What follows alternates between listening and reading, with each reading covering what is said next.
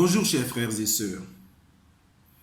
Après la divulgation des informations concernant le trafic de drogue en Afrique de l'Ouest, précisément en Côte d'Ivoire, et la réaction du principal accusé, le Premier ministre par intérim Ahmed Bakayoko, qui menace d'ailleurs de traîner devant les tribunaux les deux journalistes de Vice Media, à savoir Ibekwe Nicolas et Dan Baovins, ainsi que toutes les personnes qui vont se permettre de relayer ces informations, l'ambassade des États-Unis d'Amérique a cru bon écrire sur son compte officiel Twitter ce communiqué ainsi libellé.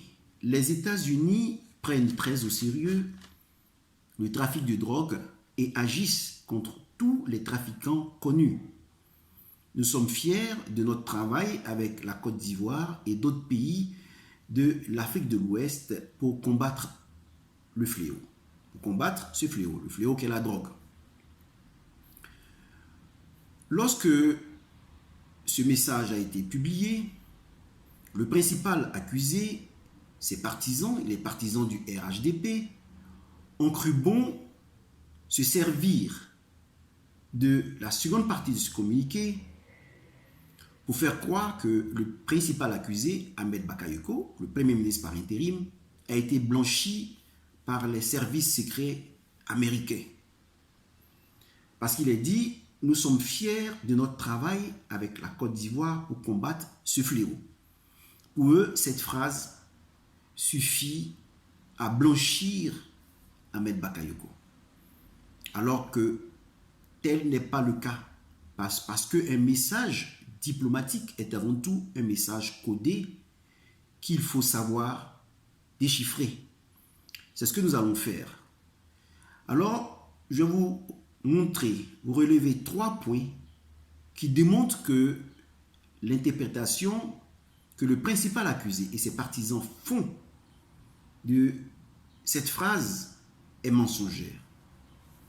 Le premier point concerne l'attitude des ministres face à cette crise, lorsque les informations ont été divulguées partout. Comment s'est comporté le gouvernement du Premier ministre par intérim? Un gouvernement sérieux vient devant la presse et transmet les informations précises à ce sujet à l'opinion publique nationale et internationale. Et ceux qui doivent le faire sont les ministères concernés. Je citerai par exemple le ministère de l'Intérieur, où nous avons les policiers qui, chaque jour, combattent pour saisir la drogue. Nous avons le ministère de la Défense, puisqu'il a été question de cette prise de 411 kilos de cocaïne qui provenait d'un voilier espagnol. Je parlerai aussi du ministère de la Justice, qui devait aussi dire que le gouvernement se saisit du dossier et communiquera après. Cela aurait suffi à taire les internautes, à taire les Ivoiriens. Le 4e ministère que je vais citer est celui de la communication, puisque les journalistes ont eu à dire que l'autorisation d'enquêter en Côte d'Ivoire a été autorisée par le ministère de la Communication sous Gon Coulibaly. Ces 4 éléments montrent que, quelque part, la collaboration dont il est question n'est pas celle qui est évoquée par les uns et les autres, par les partisans du RHDP et par le principal accusé lui-même, puisqu'il n'y a pas eu une véritable collaboration. S'il y avait eu une collaboration, sans crainte, le gouvernement aurait communiqué là-dessus. Sans crainte, le gouvernement aurait fourni des informations là-dessus. Tel n'a pas été le cas. Pourquoi? Parce que chaque ministre s'est en quelque sorte réfugié, s'est en quelque sorte terré. Parce que tout ce que vous allez dire sur cette question pourrait être retenu contre vous demain. Voilà pourquoi chacun s'est tu sur le sujet. Donc, ce que vous devez comprendre, c'est que tout gouvernement sérieux doit respecter le droit à l'information. C'est ce que, quelles que soient les critiques que nous pouvons formuler à l'encontre de Gon Coulibaly, lorsqu'il a eu la crise sanitaire à l'INJS, avec ce confinement, le ministre de la Santé a communiqué sur le sujet. Et après, le Premier ministre lui-même a communiqué sur ce sujet et a demandé pardon parce que son fils n'a pas respecté, et certaines personnes n'ont pas respecté le principe du confinement. Eh bien, c'est ce qu'il faut faire. Cela n'a pas été fait avec les informations sur la drogue. Le deuxième élément que je voudrais relever pour montrer que la collaboration dont il est question n'est pas celle qui est interprétée de manière mensongère par les partisans du RHDP ou d'Ahmed Bakayoko, ce sont les erreurs commises par le principal accusé lui-même. Il est Premier ministre par intérim. Il ne doit pas se permettre de répondre personnellement à ce type d'accusation. Il pouvait lui-même demander à ce que le gouvernement communique sur ce sujet. C'est la première chose qu'il faut retenir. Et il menace de traîner devant les tribunaux des journalistes qui ont eu à collaborer avec les services secrets des États-Unis d'Amérique. Alors, question. Des journalistes collaborent avec les services secrets des États-Unis d'Amérique qui publient un communiqué. Et dans ce communiqué, ils disent qu'ils connaissent tous les trafiquants de drogue. Et ils ont même donné des informations à ces deux journalistes. Comment se fait-il que le chef du gouvernement, ce gouvernement qui dit avoir collaboré avec les États-Unis d'Amérique, le chef du gouvernement décide de traîner devant les tribunaux ces journalistes? Alors que par transitivité, si les États-Unis d'Amérique ont communiqué avec ces journalistes, alors le gouvernement de Ouattara qui dit avoir collaboré avec les États-Unis d'Amérique, sinon les États-Unis d'Amérique qui disent avoir collaboré avec le gouvernement de Ouattara, sont en harmonie avec ces journalistes, avec les informations recueillies par ces journalistes. Donc, voilà un élément encore qui montre que l'interprétation que vous donnez de cette phrase est erronée. Le troisième élément, la troisième erreur commise par Ahmed Bakayoko, c'est celle qui a consisté à se défendre en disant « Voilà des faits, moi je saisis la drogue, mon travail est apprécié sur le plan international, donc je suis blanchi, je n'ai rien à craindre. » Eh bien, les opposants que nous sommes vont lui poser des questions, les questions suivantes. Est-ce que le ministre par intérim, alors ministre de l'Intérieur et autres, ne se débarrassaient pas de ses concurrents en saisissant la drogue que ces derniers vendaient? Que va-t-il répondre puisqu'il n'a pas pris d'avocat et se permet de répondre personnellement à ce type d'accusation, d'information? Deuxièmement, on peut lui demander, mais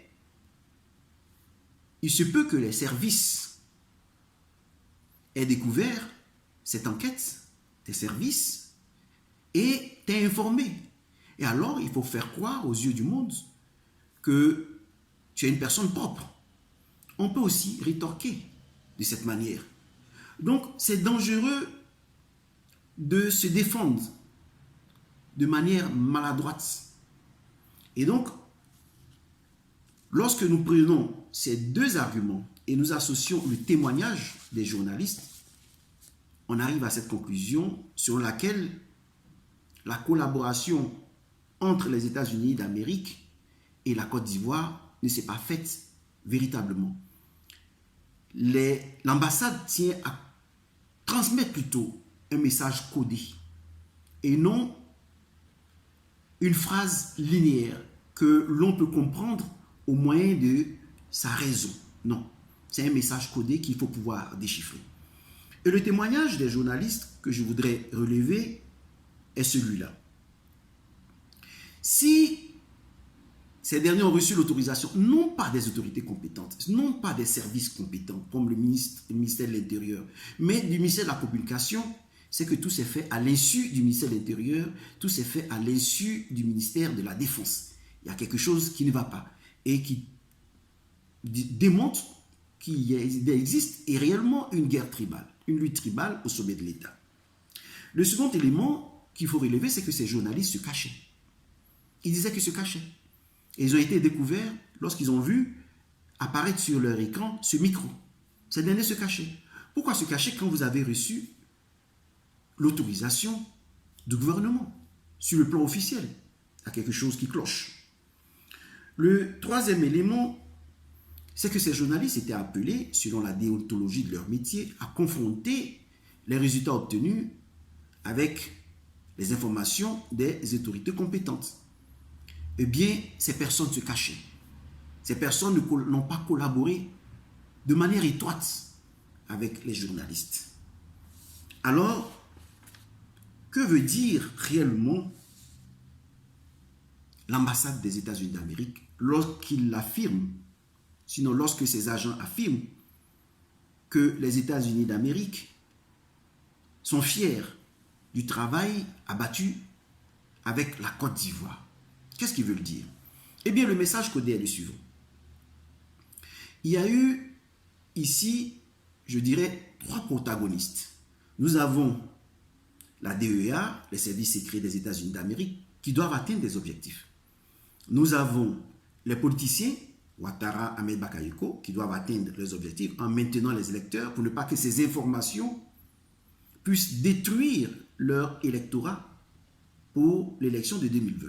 Donc, eux, ils auront une attitude beaucoup plus mensongère parce qu'il faut transformer l'information pour conserver l'électorat parce que ces informations ont fragilisé Ouattara, l'image de Ouattara et tout le reste.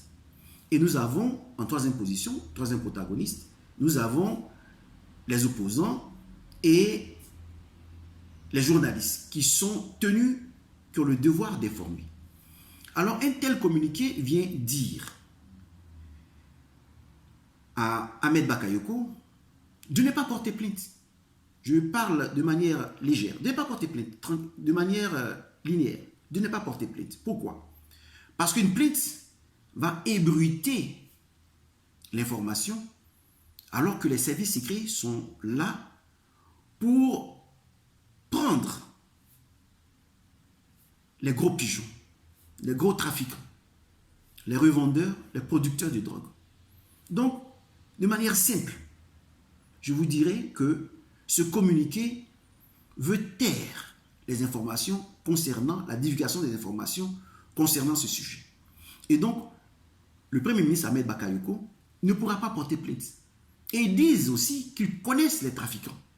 Et c'est cette première phrase qui va nous amener à comprendre que Ouattara a livré Ahmed Bakayoko. Pourquoi? Les États-Unis d'Amérique disent qu'ils prennent très au sérieux le trafic de drogue et agissent contre tous les trafiquants connus. Est-ce qu'Ahmed Bakayoko consomme la drogue? Oui ou non? C'est à vous de répondre. S'il consomme la drogue, qu'il est en contact avec des trafiquants, eh bien, il est connu par les services secrets des États-Unis d'Amérique. Et donc, coincé, Ouattara est obligé d'amener le Premier ministre par intérim à collaborer avec les États-Unis d'Amérique. Et donc, les États-Unis d'Amérique sont fiers de cette collaboration.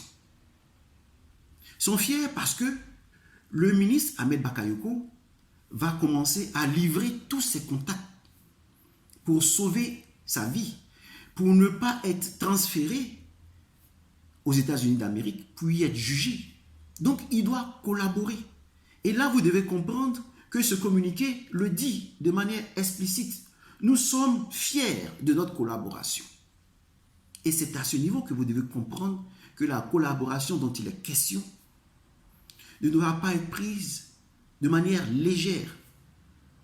La collaboration dont il est question concerne la collaboration de quelqu'un qui doit se repentir de ses actes et collaborer pour sauver son gouvernement, pour sauver la face de Ouattara, pour sauver la face de la France.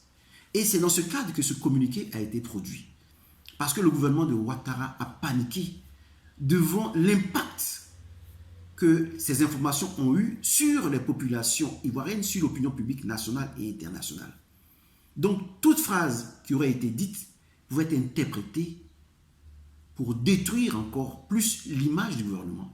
Et donc, la France et Ouattara ont eu recours à ce communiqué des États-Unis d'Amérique pour sauver la face. Donc, en conclusion, vous devez comprendre que les États-Unis d'Amérique affirment que personne n'est au-dessus de la loi. Que les États-Unis d'Amérique agissent contre tous les trafiquants connus. S'il est démontré que Ahmed Bakayoko a sa main dans ce trafic, Ahmed Bakayoko est déjà aux prises avec les services secrets américains et va balancer tous ses réseaux. C'est ce qu'il faut comprendre. Et l'élément que je voudrais relever pour vous dire que la France panique, c'est le fait de faire arriver, d'amener plutôt, à présent, Thiam a collaboré avec le président Béthié. L'arrivée de Thiam en Côte d'Ivoire dit long. Aujourd'hui, avec toutes ces informations, nous savons que Ouattara est en train de perdre, de tout perdre. Il est disqualifié par la France parce que ce trafic de drogue n'honore pas la France qui est allée se battre pour l'installer de force à travers des résolutions de l'ONU. Installé de force parce qu'ils ont refusé de recompter les voix et l'ont installé de force au moyen des armes. Donc, un trafic de drogue n'est pas une chose intéressante pour les investisseurs, pour les partenaires de la France et de Ouattara. Et voilà que Thiam arrive tout de suite pour combler le vide. Quand Ouattara partira, nous aurons un gros trou, un abîme financier. Eh bien, Thiam arrive avec beaucoup d'argent pour ne pas que l'on découvre ce trou. Mais cet argent constituera des dettes de nouveau pour la Côte d'Ivoire. Et voilà Thiam au PDCI pour décapiter, comme je l'ai dit déjà, le PDCI, afin d'être installé de force. Donc, la solution ne réside pas dans une transition.